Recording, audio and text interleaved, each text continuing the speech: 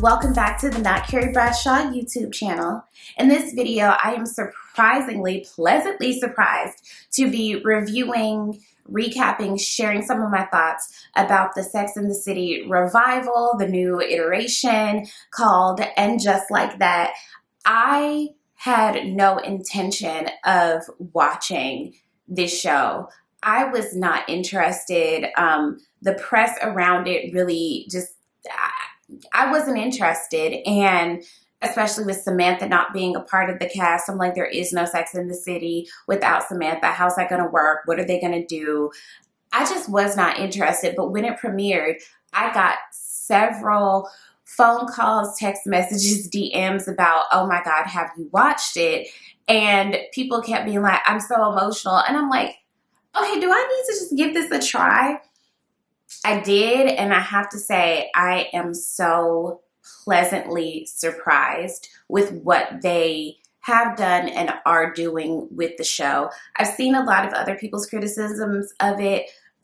Sure, okay, whatever, but for me, I can only share how I feel about it. I respect other people's feelings, but y'all are here to hear my thoughts, and so I'm going to give them. Let's go ahead and, spoilers ahead. If you have not seen episodes 1 and 2, don't watch this unless you just want to know what's going to happen. There will be spoilers here, so I'm giving you that heads up right now. So, elephant in the room, we have to address how Samantha was written out of the show. Basically, it was a situation where, the landscape of media and of writing books, has changed for Carrie, and she didn't really feel like it was necessary for her to have Samantha as a publicist anymore. So she fired Samantha as a publicist. Samantha didn't respond to that well and moved to the UK and is no longer speaking to any of the girls. So Samantha broke up with all of the girls.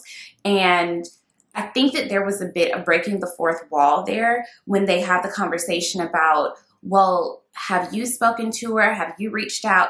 In real life, in case you are somehow unaware, Kim Cattrall just no longer wanted to do the show. She felt like Sarah Jessica Parker was this huge asshole, and she felt like it was her job to call her out on being a huge asshole, and she just didn't really want to be a part of it anymore.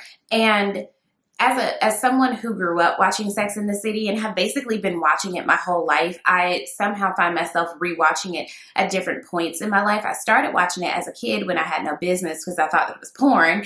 And, watching it as a teenager, someone in their 20s, and now someone at 34 years old, it's hard for me to see Sarah Jessica Parker as not being Carrie Bradshaw. I just almost said the name of my platform there.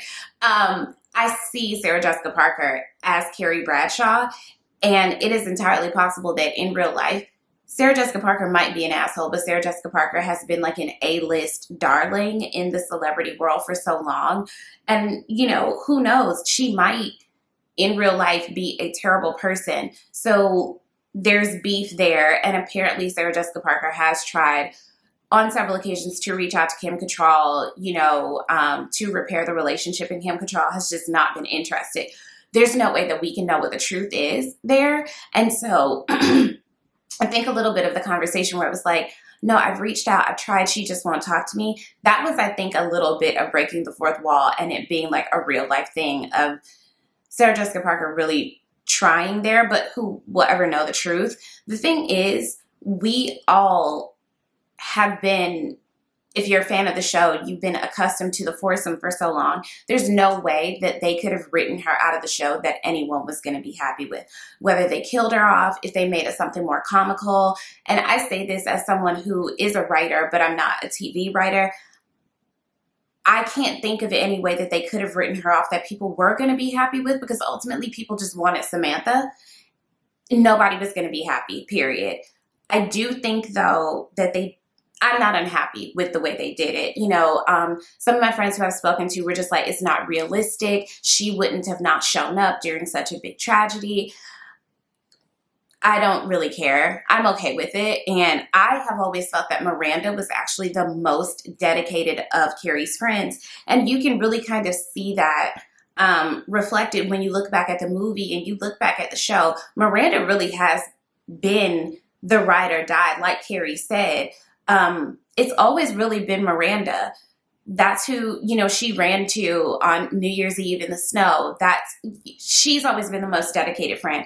Samantha, part of Samantha's shtick was how avoidant she was as a person, was how much, even though Samantha really only saw men as sex objects, when you go back and look at the show, men were really kind of putting Samantha through some shit too, as well. So Samantha's being an avoidant person didn't really actually save her from experiencing any of the heartbreak that any of the other ladies experienced. Remember the whole thing with Richard, you know, but it took her a lot and a long time to actually confront her feelings about anything. And by virtue of her being more avoidant, she didn't show up as much or as selflessly as Miranda did, you know, and that's not an indictment on people like that, but it does stand to reason that maybe this is a way that Samantha would have behaved. So we had to get that out of the way.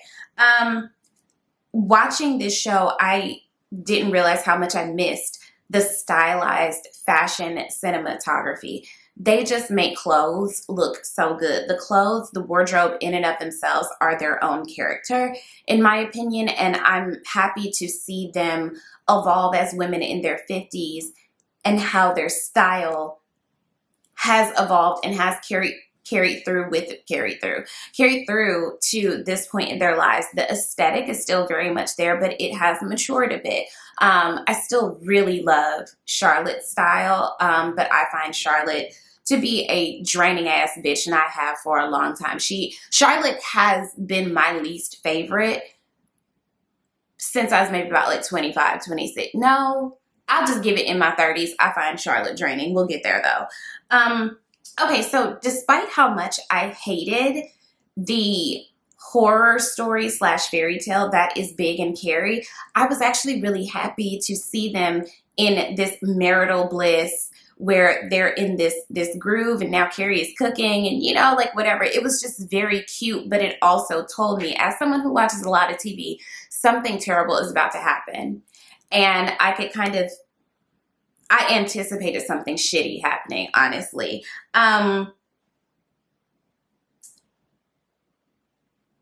The scene with Big, how did Peloton agree to this? How did Peloton agree that a man of Big's age, who apparently was cleared by his cardiologist to do this workout, he ultimately died and went into cardiac arrest for it? Like, who on the Peloton team signed off on that and said that that was a good idea? So Big has a heart attack while Carrie is at this recital that she was pressured into going to by Charlotte, because Charlotte does not respect people's boundaries. Yet another reason why I do not care for Charlotte.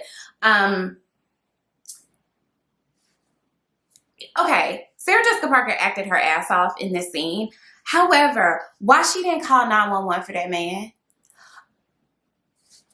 It made me think about Jack and Rose on the Titanic. Like, Jack didn't have to die, and who knows, maybe Big still would have died even if she had to call 911, like with more of a sense of urgency. Where was the sense of urgency to call 911? Don't cradle my head and lay me down. Bitch, grab my phone from out of the water, or go get your phone, yell down to the bellhop, do something, get 911 immediately, my dear. That really frustrated me.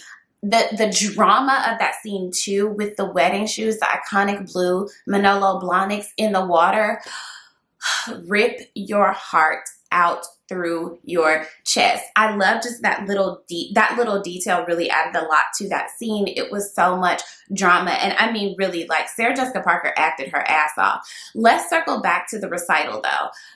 Oscar de la Renta Kids has a special place in my heart. My internship when I was at FIT, I worked on the merchandising team at Oscar de la Renta for fashion accessories, for homeware, and for kids. And those clothes genuinely are so beautiful. It's one of my goals in life when and if I have kids, to get them pieces from Oscar de la Renta Kids. It's like, I can't even. So those little dresses were just so, so sweet to me. We'll get into the gender expression and that conflict with Charlotte and her daughter, but I just absolutely love those dresses. And let me just say, go off, Lily. I literally was watching Lily play that piano like, fuck it up, Lily. Yes, go off. Like, Yes, get me hype about classical piano. Girl, here for it. Loved it.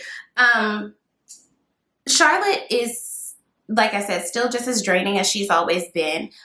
Charlotte is the Upper East Side mom that I expect for her to be. What this tells me, and one of my friends pointed this out to me, is something that I actually really like about this. I like that they didn't drop us in 2020 or 2021 with this group of ladies of their generation, and now suddenly everyone is very woke.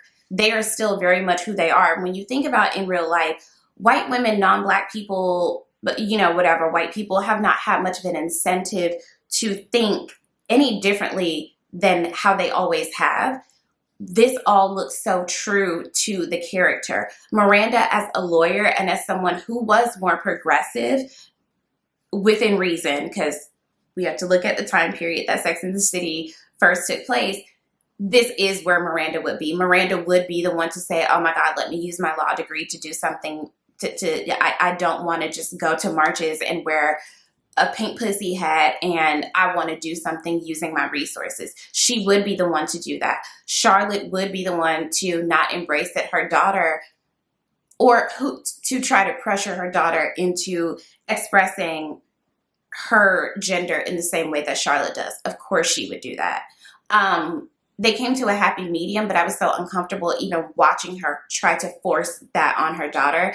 I hope that we see that relationship or that conflict get resolved in a better way. I was even disappointed that Harry encouraged the daughter, like, oh, just wear it for mom. Those are the kinds of like initial compromises that people force on their kids that lead to trauma later in their kids' lives.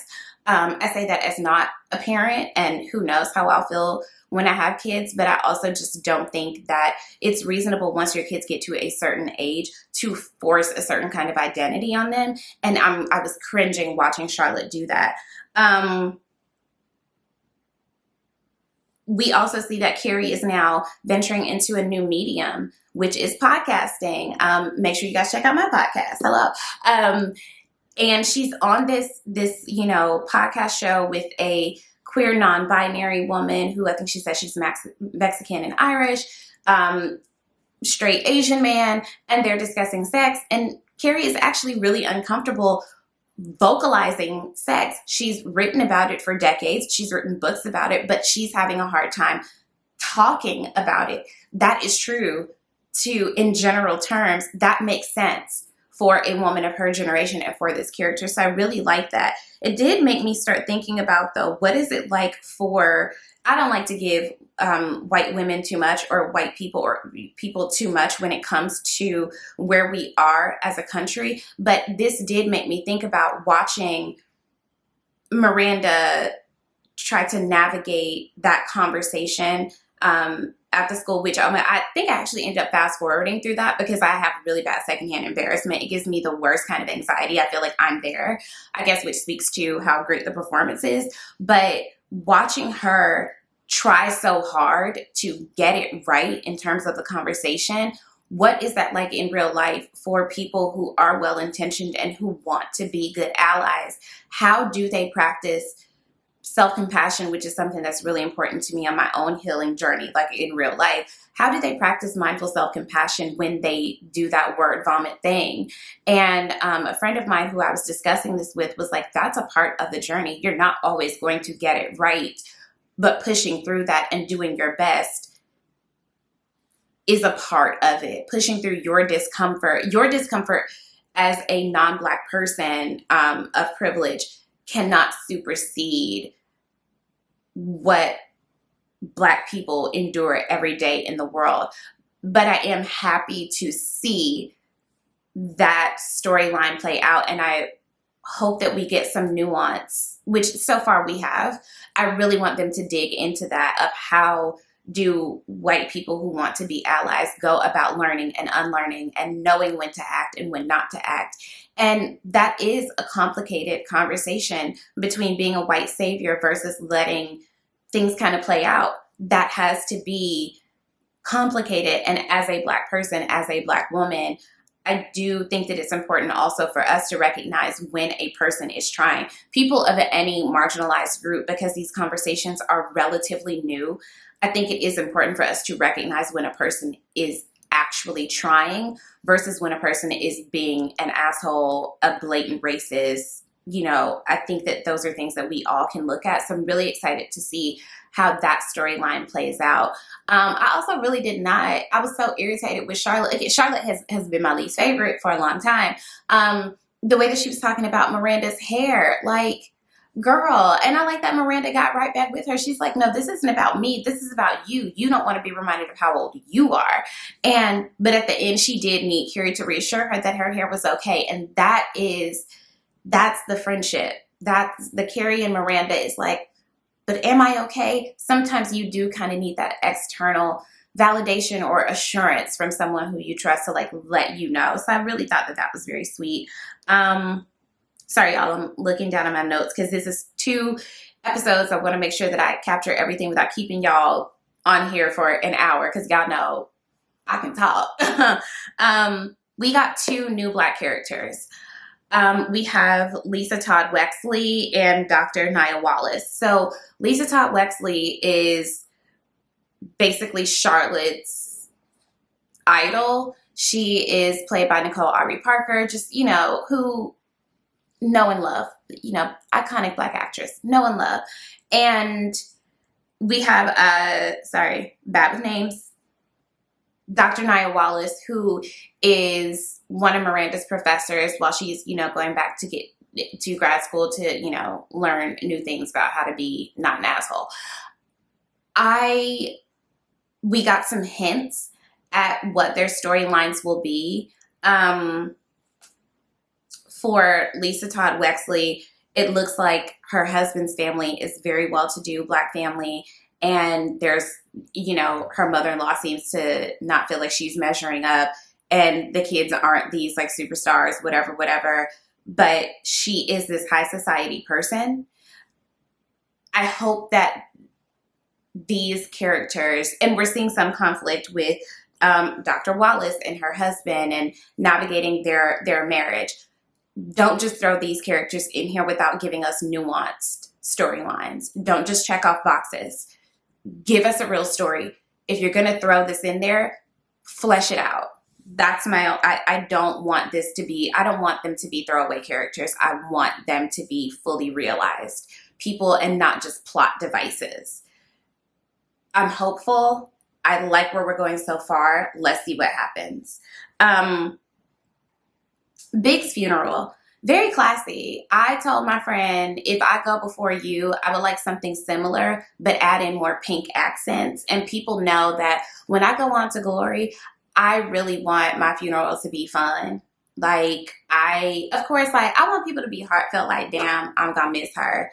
She was so fine, and she was so funny, and she was so smart, and she also didn't take no shit, all of that. But I really want them to play, like, back that ass up, no hands, you know, stilettos by Crime Mob.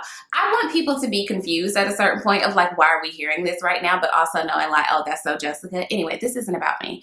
I liked how Steve was actively going through the stages of grief where he was like mad at the Peloton bike, like Big shouldn't have been on the bike. That is what you do when you feel like it's unfair for a person to die before you're ready for them to die, which is a weird thing to say, right? But I love that conversation that he was having with Miranda where he really wanted to find a reason of why this happened because he didn't want it to. Also, what is this ongoing theme of older white men losing hearing? I don't know if you guys are watching Hawkeye. If you're not, it's very good. Please watch it.